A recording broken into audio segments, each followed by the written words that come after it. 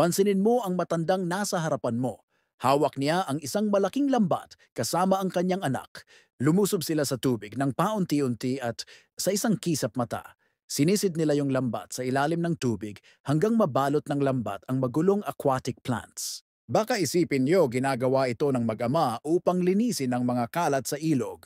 Sa katunayan, sinusubukan nilang huliin ang isang uri ng pinakamasarap na isda na nakatago sa ilalim ng mga halamang nabubuhay sa tubig. Matapos itulak ang lambat sa pampang, iniunat ng mag-ama ang kanilang mga kamay at dahan-dahang inalis ang lahat ng mga halamang tubig sa lambat. Kailangan mailipat ang mga halamang nabubuhay sa tubig sa gilid ng ilog.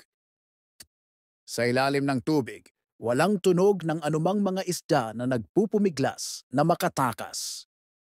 Posible bang wala ni isang isda ang nahuli ng mag-ama? Ngunit mula sa kumpiyansa na ekspresyon ng matanda, mahirap makita pero siya ay lubos na sigurado sa lambat na ito.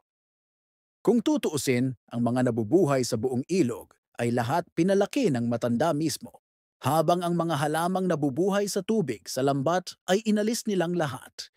Hindi na makapaghintay si Son Curry. Gamit ang kanilang mga kamay, itinaas ang lambat sa ilalim ng tubig at dahan-dahang itinaas kagaya nung nakita nila sa internet. OMG!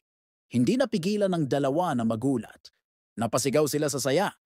Tingnan mo ang kanilang lambat, hindi bababa sa dalawa ang nahuli.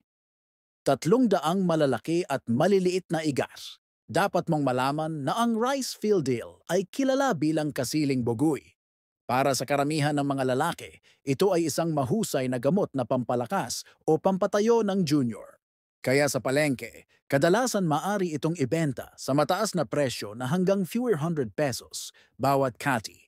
Halatang kaswal na lambat ito ng matanda. Matagumpay nilang nakuha ang buwanang sweldo ng isang mangingisda.